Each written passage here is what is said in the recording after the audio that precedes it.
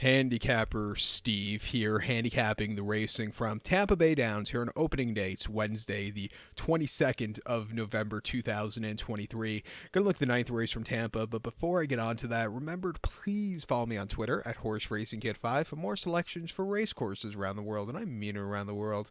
It's opening day from Tampa, and I love their turf course.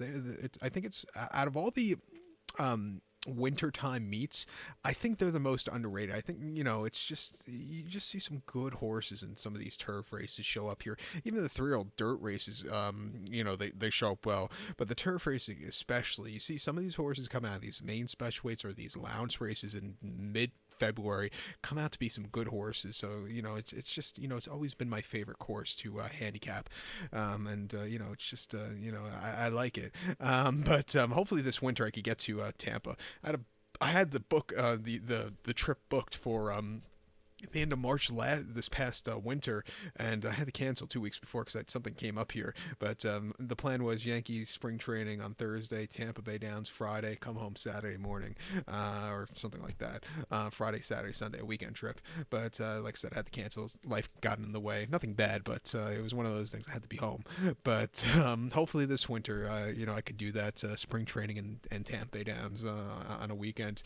So I can't wait for that. But let's look at this ninth race here on opening day, which I think is a very good race. It's on the lawn. It's a claiming race going for a $25,500 purse race for 3-year-olds and upwards.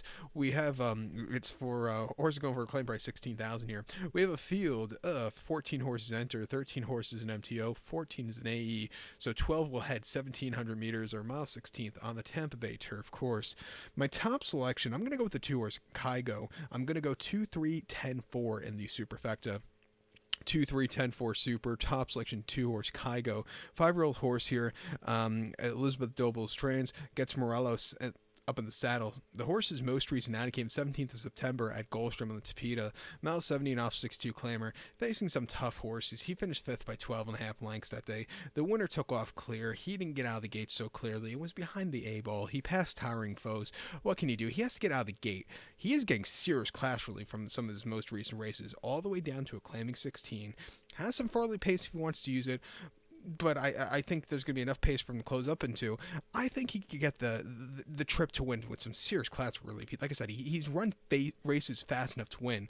2 back and option 30 at Monmouth, mile and 8th on the 2nd of September. He finished 2nd by 2.5 lengths, and again, he sat back early, but he was really gaining late. He just missed, but he ran his heart out that day over the longer trip, and then over the shorter trip at Monmouth, 5.5 and option 30. It was just too short. He finished 8th by 6.75 lengths, and he just didn't have a lot that day. He's just not a turf sprinter. But then again, the quirkiness of this horse, the start before, he ran in the United Nations Handicap at Monmouth over the mile 3/8, where he finished 9th by 7.75 lengths that day, and he was wide. He had a trouble trip at the top of the lane.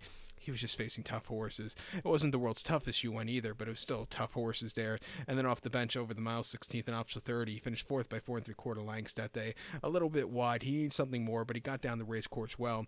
Most recent victory actually came in May of 2022 in a claiming 50 at Churchill.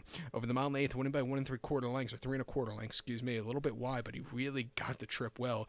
Came back to run off the bench on March 31st of this year in a claiming 50, where he finished 3rd by 1.5 lengths. Again, had a good stalking trip. Yamato had the jump on him, but he did get around the race course well, training well. Coming here way down in class, he could definitely win. I think the 3-horse here, Leo Mati, Camacho could win also, was a winner in a state bred option 20 at the Meadowlands over the mile 16th a few weeks ago, quite nice in the front end by a half length with an 80 buyer. Prior to that option 30 at Monmouth over the mile, he finished 5th by 2.25 lengths that day, where he wanted to go. Madison Rowland, or Matty Rowland, who rode the horse, just couldn't, he didn't let the horse go that day. And then option 30 at Monmouth over the mile, winning by a neck from a tracking trip. I thought that was a very good race, even after not getting out of the gate so clearly. Coming here locally for the first time, the Jersey Shippers have good success here. I'll give them a shot here at 3-1. But to recount my selection for the opening day nightcap, the 9th race from Tampa, gonna use the 2-horse Kygo as a top selection. Give kudos to 3-horse Liamati, 2-3-10-4 super, 2-3 in the multi-race. So good luck to all. Please follow me on Twitter at HorseRacingKid5. Good luck, everybody.